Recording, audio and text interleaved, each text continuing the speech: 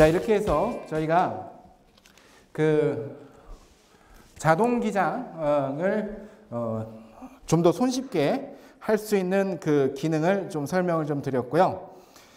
다음으로는 저희가 스피드 기장이다 이제 이런 내용을 한번 좀 설명을 좀 드리도록 할게요. 스피드 기장은 어떤 내용이냐면 제가 몇 번 이런 일이 있었어요. 뭐 제가 오늘 설명드릴 거 뭐겠어요. 저도 사무실을 지금 세무사를 17년째 하고 제가 사무실을 직접 운영한 지도 10년이 넘었는데 다 저도 별의별 일이 다 있지 않았겠어요? 개인 사무소 이제 개인 사업자를 이제 신고를 하다 보면은 법인은 이제 그런 일이 좀 드문데 개인 사업자 신고를 하다 보면은 세금이 많이 나올 때가 있어요. 세금 많이 나오면은 거래처 전화하기 정말 껄끄럽죠. 껄끄러운데 그래도 어떻게 전화를 해야 되니까 하면은 제가 잘못한 것도 아닌데 그냥 죄송해요, 제가. 왜 내가 죄송한지 모르겠는데 어떻게 죄송해.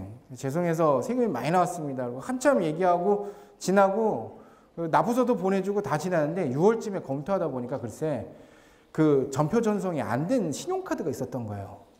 어떻게 되돌릴 수도 없고. 그러면 어떻게 해요? 직원한테 가서 혼내봐야 아무런 소용도 없죠. 그러면 어떻게 불러서 이거는 너와 나만 이제 끝까지 알고 있기로 하자.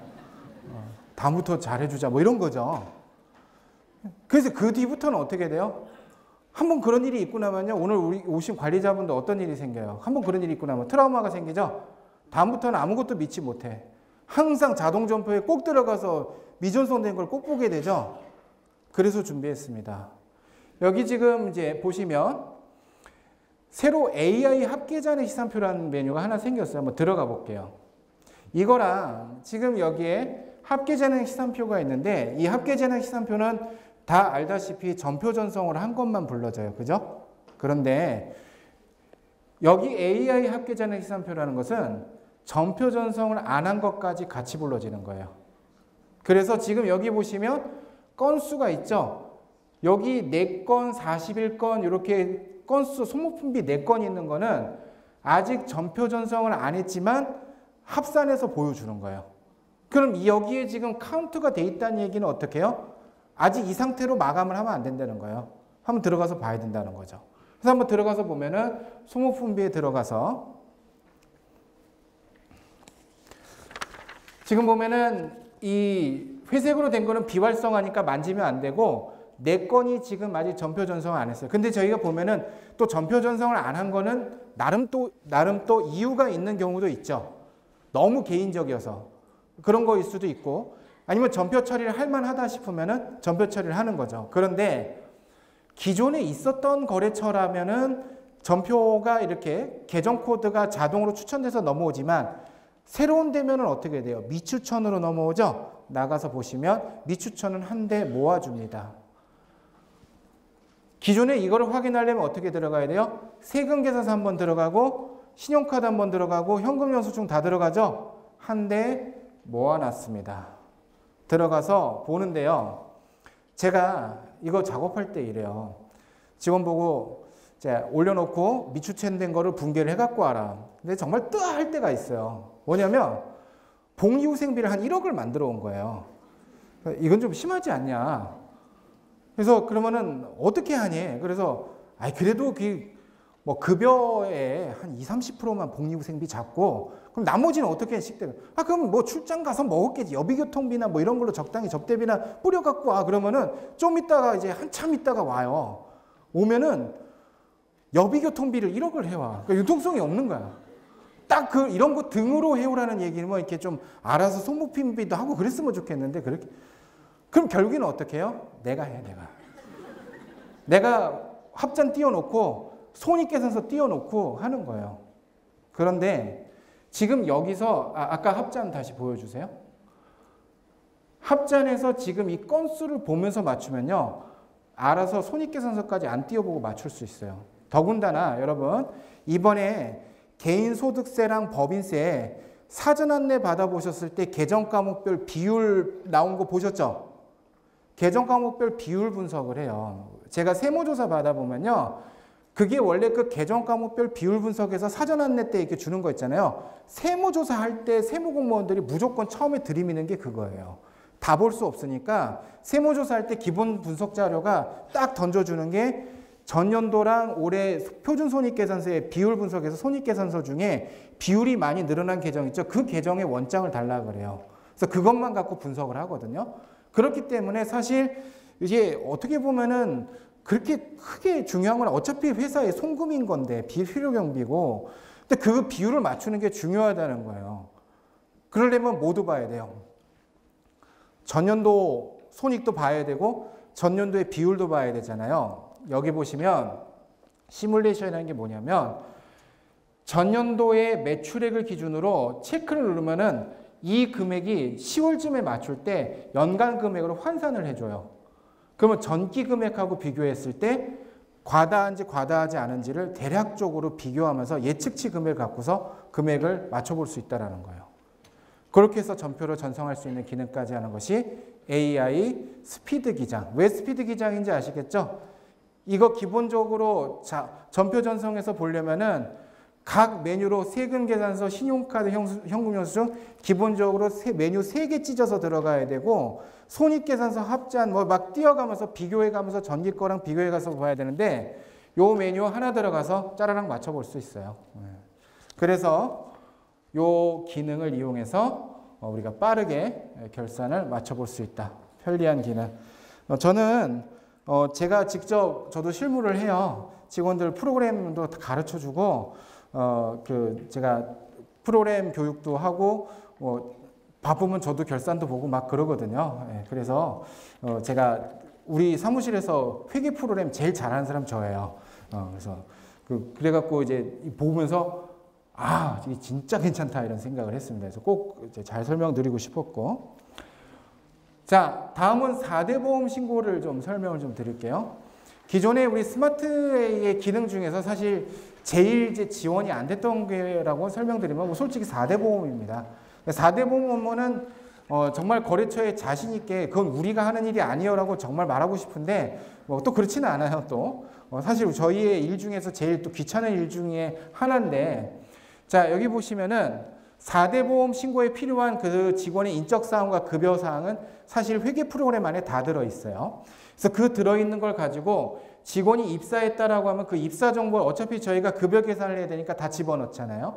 그 인적사항을 불러서 사업장 가입 취득 신고서, 그 고용 산재 국민 건강에 대한 자료를 만들고요. 여기서 공단 마감을 눌러주면요. 이 자료를 갖고 공단에다가 신고서를 접수를 할 수 있습니다. 일괄 신고 기능으로 한번 가볼게요.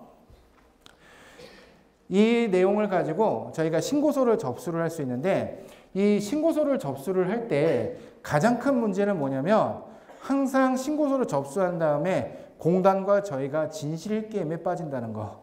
우리는 접수했다. 거기는 받은 적이 없다. 그러면은 우리만 어떻게 되는 거예요? 거래처 사장님한테 계속 양치기 소년이에요. 거래처 사장님이 왜 안 돼 있냐? 직원이 계속 자기 건강보험 병원 갔는데 안 돼 있다고 한다. 그러면 우리는 접수를 했습니다 라고 하면은 그걸로 면책이 돼요? 그냥 죄송합니다죠. 그 공단에다가 대고 왜 우리는 보냈는데 안 됐냐 그러면은 못 받았다 그러면 땡이에요. 그래서 준비했습니다. 접수가 됐다는 사실을 저희가 피드백을 받을 수 있는 그 기능인데요. 여기 미접수 내용은 아까 거기서 저희가 저장해서 넘긴 것들이고요. 물론 한꺼번에 접수할 수도 있고 건건히 접수할 수도 있는데 여러 업체 것들을 한꺼번에 중복 체크를 해갖고 접수를 넣으면요. 여기가 접수 중, 즉 접수 중 클릭해보면 아직은 거기서 접수가 완료됐다는 피드백은 못 받은 데이터들이고요. 신고 성공을 보시면 접수 완료 시간이 이렇게 찍힙니다. 공단에 들어갔다는 거예요. 근데 접수 완료 시간 이것만 갖고는 그래도 뭔가 부족하죠. 이 정도는 우리 분이 풀리지 않아요. 이것만 갖고는 확실하지가 않아서 뭘 주냐면 접수증을 줍니다. 공단에서 접수가 완료됐다라고 하는 그 접수증하고 어디에서 처리를 완료했다는 값까지 돌려받을 수 있기 때문에 이게 정확하게 어디에서 어떻게 접수를 받았던 것까지 확인이 되기 때문에 혹시라도 진실 게임이 벌어지면은 몇 월 며칠에 접수가 완료됐다. 그것까지 우리가 얘기를 해서 데이터를 갖고 서로 맞춰볼 수 있는 그 기능까지가 제공이 됩니다. 그래서 4대 보험 업무를 조금 더 우리가 이력 관리라고 추적 관리를 할 수 있도록 관리가 되고요. 또 이 4대 보험 업무가 완료됐다라고 하는 것을 여기 잠깐만 위톡을 올려보시면 거래처에다가 완료가 됐다는 것을 저희가 알려줄 수도 있어요. 조금 더 위로 올려가시면 저희가 업무 처리를 완료했습니다. 이렇게 T 엣지를 엣지의 위톡을 통해서 전달해 줄 수도 있다. 그런 내용까지 살펴볼 수 있습니다. 자, 다음으로는 우리가 세무조정을 좀 설명을 좀 드리려고 하는데 제가 많은 분들께 질문을 많이 받았어요. 결국에 위하고 T로 스마트에서 넘어가려면 실컷 넘어갔는데 내년도 법인조정, 개인조정이 안 되면 실컷 기장해놓고 법인조정하러 다시 스마트에를 가면은 결국엔 안 되는 거 아니냐. 그러면서 내년도 가겠다라고 많은 분들이 질문을 했거든요. 사실 그 질문은 다른 세무사님, 회계사님 뿐만 아니라 저희 사무실 직원들도 똑같이 얘기했어요. 그 듣고 보니까 그렇거든요. 그래서 이 부분에 대한 설명이 명확히 필요하겠다라고 저도 건의를 내부적으로 많이 했어요. 이런 질문이 많다. 그래서 오늘 법인 세무조정이 상당 부분 진행이 됐고 내년 2월을 출시를 목표로 하고 있는데 일부분 이제 진행된 부분을 오늘 설명을 좀 드리려고 합니다. 원래 스마트회의도 지금 내년도 법인 조정은 아직 안 나왔어요. 원래 내년도 법인 조정은 한 2월 돼야 원래 나오는 거예요. 그게 왜냐하면 국세청에서 내년도 법인 조정에 대한 기술 설명 자체가 내년 연초에 나와요. 그럼 그걸 갖고서 개발하는 건데 지금 그거에 맞춰서 스마트회의 개발팀에서 같이 지금 개발을 하고 있습니다. 몇 가지 기능을 좀 설명을 드리려고 해요. 지금 오른쪽에 여러분들 보시고 계신 이 기능이 스마트회의에 나와 있는 수많은 메뉴들이에요. 오늘 오신 관리자분들은 이미 그 법인 조정을 많이 해보셨죠? 아니, 다 아냐고 물어본 게 아니에요. 해봤냐고 경험을 물어봤어요. 해봤죠, 그죠? 기억나냐고 물어본 게 아니라 해보긴 했잖아요. 이 메뉴들을 많이 이제 다뤄봤어요. 근데 정말로 메뉴 수가 많아요. 근데 사실 보면은 그 쓰는 메뉴는 거의 정해져 있어요. 그죠? 뭐 접대하니까 가지급금, 가지급금 많으니까 기부 안 해요. 잘. 그죠? 그렇죠. 기부 안 하니까 기부 이런 거 없고. 쓰는 건 정해져 있는데 그 더군다나 초보자들 같은 경우는 어떤 메뉴를 어떻게 들어가서 세무조정을 해야 되는지를 잘 몰라요. 그래서 이번에 위하고 T에서는 먼저 메뉴를 들어가기 전에 쭉 한번 회사의 재무정보를 검색을 해서 이 회사는 요런 메뉴들을 세무조정을 하면 좋겠다. 쓸 수 있는 메뉴 한 20-30개 정도를 딱 뽑아줍니다. 한번 검색을 한번 들어가 볼게요. 기초 검토. 이쪽으로 먼저 좀 집중을 해주시고요. 그래서 기초 데이터 검토를 해서 먼저 검토를 한번 들어가면은 필요한 몇 가지의 메뉴들을 한번 검색을 하는데 검사를 한번 돌려보면요. 매출액하고 업종 같은 것들이 표시가 됩니다. 그러면은 저희가 이제 매출액을 통해서 중소기업 기준 검토표 원래 나오죠. 이걸 통해서 보면은 우리가 중소기업에 해당한다는 걸 알 수 있고 또 제조업이면 어떻게 돼요? 중소기업 특별세 감면을 받을 수 있다 이런 걸 알 수 있겠죠. 그래서 우리 메뉴에 한번 들어가 보면은 중소기업 특별세 감면이라면은 공제감면세 계산서 2번 서식이 있어요. 거기다가 이제 저희가 입력을 하게 되는데 그 서식이 필요한데 그 서식에 필요하니까 자동으로 그 서식을 표시를 해서 나타내 줍니다. 서식에 보면은 위에 여기 있죠? 예, 요 서식을 보여주고요. 또 그다음에 뭐 여기 오신 분들뿐만 아니라 저도 마찬가지인데요. 손익계산서 보면서 세무조정하죠. 마찬가지로 프로그램에서도 이 표준 손익계산서를 계정 과목을 검토하면은 어떤 세무조정이 필요하겠다 이런 걸 알 수 있어요. 그래서 아까 계정 과목에서 우리 재무제표 계정 검토 보다 보면은 밑에 내려보면은 접대비 있죠. 요 접대비를 이제 보면은 프로그램이 어떤 걸 알 수 있겠어요. 접대비 조정 명세서가 필요하겠구나. 그래서 서식에 한번 가보면 요걸 보고서 세무조정에서 접대비 조정 명세서가 나오고 또 배당금이 있다 그러면 수입 배당금 조정 명세서 이렇게 서식을 이제 자동으로 뿌려준다. 이렇게 서식을 먼저 선정을 해주고요. 오늘 서식을 몇 개만 샘플로 좀 보여드리려고 하는데요. 접대비 조정 명세서를 우리가 한번 비교를 해보겠습니다. 오른쪽에는 저희가 우리 스마트A의 접대비 조정 명세서, 그리고 여기에는 위하고 T의 접대비 조정 명세서를 한번 좀 보여드리려고 하는데요. 먼저 여기 스마트 A를 한번 좀 보시죠. 스마트 A에서 세로 불러오기를 하면은 우리가 프로그램 자체에서 불러올 수 있을 만한 것들을 거의 다 불러옵니다.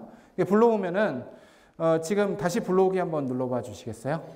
이 색깔 표시된 게 지금 불러온다는 거예요. 여기 있는 거는 우리 표준 손익에서 불러온 거고, 여기 있는 것들은 당연히 매출액 부분을 불러오죠. 근데 불러오기 완료를 해보시면 안 불러졌어요. 근데 이게 보면은 세무조정 우리 계산서에 보면은 곳곳이 연결돼 있어요.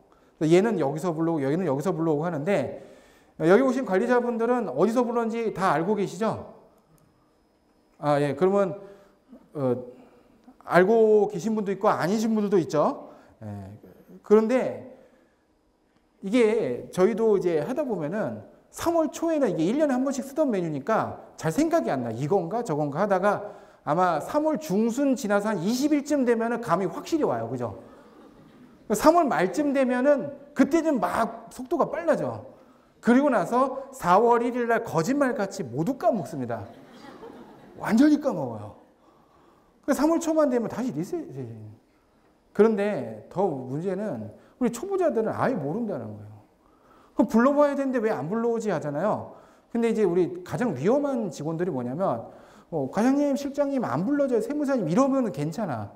그런데 안 불러지면은 뭔가 자기가 뭔가를 하다가 창의적인 숫자를 여기다가 막 써넣어요. 이러면 굉장히 두려워져요. 그렇죠? 그런 직원 제일 무섭지 않아요?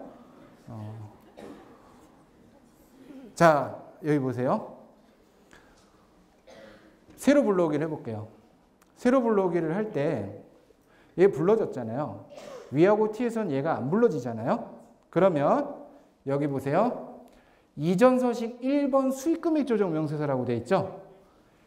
1번 칸에 들어가는 금액은 수익금액 조정 명세서에서 불러온다고 설명이 되어 있는 거예요. 클릭을 해서 들어가 볼게요. 그러니까 위하고 T를 통해서 세무 조정을 하다가 안 불러졌어요. 그때 제발 창의적인 숫자를 넣지 말라는 거예요. 그리고 실장님을 부르지도 말아라. 네가 클릭을 해봐라. 클릭을 해서 보러 가보면은 분명 여기가 비어 있겠죠. 그럼 뭘 설명하는 거예요? 네가 서식 작성하는 순서를 안 지켰기 때문이야. 다시 작성하고 되돌아가면 나와. 다시 접대비로 가볼게요. 뿐만 아니라 여러분 접대비 하고 나서요. 주요 계정 명세서 작성 안 하면 전자신고 때 튕깁니다. 그래서 이 서식의 다음은 주요 계정 명세서가 가야 된다는 것까지 이전과 이후를 넣어놨어요. 그래서 서식 작성의 오류를 많이 줄이는 겁니다. 이것만 해도 저만 생각해도 우리 직원들이 법인 조정하다가 세무사님하고 손드는 일이 많이 줄어들 것 같아요. 뿐만 아니라 이제 창의적으로 세무 조정을 하는 친구들이 많이 줄지 않을까 이런 생각도 들고요. 자, 그 다음에 세무 조정이 끝나고 나면요. 합계 등록을 하죠. 우리가 세무 조정을 할 때 합계 등록 한번 해볼게요. 양쪽을 비교해서 제가 한번 보여드리도록 하겠습니다. 합계 등록을 하면은 저희 밑에 보면은 이렇게 기존의 스마트 A도 좋아요. 밑에 나오잖아요. 세무 조정 어떻게 할지 모르는 친구들도 요거를 여기다가 등록을 하면 되겠구나 생각하고 이렇게 입력을 해줘요. 입력을 해서 등록을 하죠. 근데 이것만 갖고는 또 조금 부족할 수도 있어요. 여기서 접대비 한도 초과액을 유보로 해놓고 그러면 또 갑자기 깝깝해지죠. 그럼 다음 연도 이걸 어떻게 처리해야 되나 막 힘들어지고 마음이. 자, 여기 왼쪽 보시죠. 합계 등록을 할 때 체크박스를 누르고 반영 버튼을 누르면 위로 올라가서 짜라락 붙습니다. 네, 짜라락 붙죠? 네, 그래서 좀 더 자동화되기 쉽게 반영을 했고요. 자, 그 다음에 여기는 대손 충당금 한번 띄워볼까요? 우리 대손 충당금 같은 경우는 세무 조정을 하고 나면은 유보가 나와요. 유보 같은 경우는 사후 관리가 중요하기 때문에 저희가 세무 조정했을 때 소득금액 조정 합계표에 반영하고 끝내는 것이 아니라 자본과 적립금 조정에서 을표에서 사후 관리를 또 해줘야 돼요. 그래서 여기서 합계 등록을 할 때, 자, 여기서 체크를 하고 합계 등록을 해주시면, 자, 이 반영을 했을 때 체크를 해서 반영을 했을 때 합계 등록이 돼서 올라가지죠. 그리고서 자, 자본과 적립금 조정명세 을표를 띄워주세요. 자, 여기 스마트에에서도 자본과 적립금 조정명세 을표. 지금 보니까 전기 2월된 대손충당금 한도초과액이 있어요. 이 전기 2월된 대손충당금 한도초과액은 어떠한 경우에도 올해 반드시 추인을 해줘야 돼요. 송금산이 입금불산입해서. 자, 이때 우리가 세로블록이라면은 소득금액 추종 합계표에 있었던 유보가 와서 여기 와서 전부 다 반영이 됩니다. 한번 세로블록이 해볼게요. 세로블록이 하면은 올해의 대손충당금 한도 초과도 있고 전기의 대손충당금 한도 초과를 추인을 했는데 사실 이거는 여기에 나타나는 게 아니라 원래는 어디로 가야 돼요? 여기로 가서 붙어야 되죠. 근데 안 붙어요. 왜냐하면 프로그램은 모르니까. 자, 그런데 위하고 T에서 세로블록을 한번 해보도록 하겠습니다. 정확히 가서 붙죠. 어떻게 붙었을까요?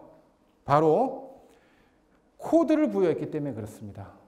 합계 등록을 할 때 유보는 코드를 부여해서 관리를 하는 겁니다. 여러분, 유보는 한 번 발생하면은 그나마 대손충당금은 다음 연도 추인이 되잖아요. 그런데 토지나 건물 같은 유보는 상당 기간 동안 오랫동안 관리를 해야 돼요. 그러면은 그 유보가 오랫동안 계속해서 이걸 관리하려면은 우리가 유지 관리를 위해서 코드화해서 관리할 필요가 있습니다.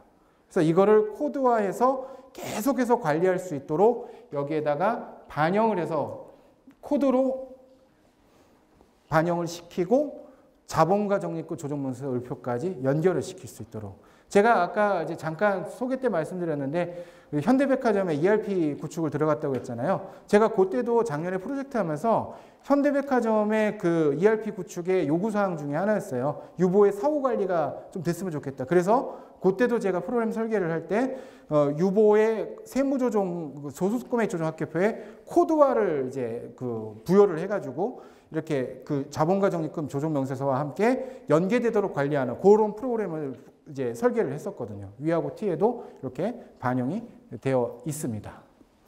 이렇게 해서 저희가 유보도 관리를 할 수가 있고요. 자, 그 다음에 저희가 마감을 한번 해보려고 해요. 우리 스마트에서 마감을 한번 좀 해볼게요. 우리 이 화면에서 마감 많이 해보시죠. 마감을 하고 나면요, 여기 나오는 이 오류 메시지 외계 옵니다. 여기 나오는 P049 이게 뭐예요?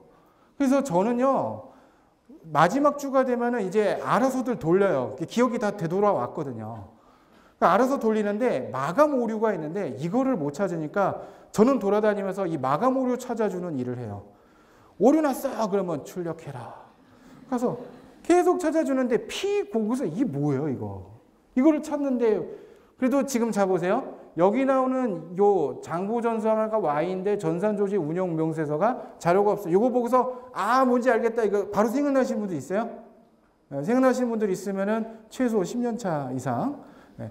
잠깐 들어본 것 같은데 하면은 내년 3월에 기억이 다시 되돌아와야 돼요. 이거 봐주는데 시간이 오래 걸려요. 정말 바쁠 때 더 전에 전화해봐라 이렇게 할 수도 있는데 그 시간 더 오래 걸려요. 그래서 준비했습니다. 여기 보시면 마감을 한번 해볼게요. 마감을 하면은 똑같이 오류 메시지가 나오는데요. 어디가 틀렸는지. 괜찮지 않습니까? 네가 찾아볼 수 있어요. 자, 결산 확정일 필수값 누라. 아 근데 제발 그 결산 확정일이 어디 있냐고. 클릭해 보시면 여기 있다고. 이 정도면 1, 2년 차도 오류 검증할 수 있어요. 저희 진짜 힘든 게 1, 2년 차들 진짜 아무것도 없는 법인 하나 던져주고 이 정도는 네가 마감할 수 있을 거라고 생각해주면 전자신고 못해서 반나절 날리고 있어요. 오류 검증을 못해서. 그러면 가서 봐주는 이 무슨 생각이 들어요? 내가 해. 이거 주면 할 수 있습니다. 이렇게 하면 우리의 업무를 상당 부분 줄일 수 있을 겁니다. 이렇게 해서 오류 검증을 할 수 있는 기능까지 주고요. 그 다음에 MRI라는 기능 많이 들어보셨죠? 법인 조정에도 MRI 기능을 줘갖고 법인 신고할 때 MRI를 한번 이렇게 돌리면 많은 세무 리스크를 줄일 수 있는 그런 부분들을 돌려줄 수 있는데요. 먼저 뭐 이제 첫 번째 보면은 이렇게 이런 부분들은 과태료니까 이런 부분은 송금불산임을 해라 이런 것들을 적어보면서 찾아내는 부분들.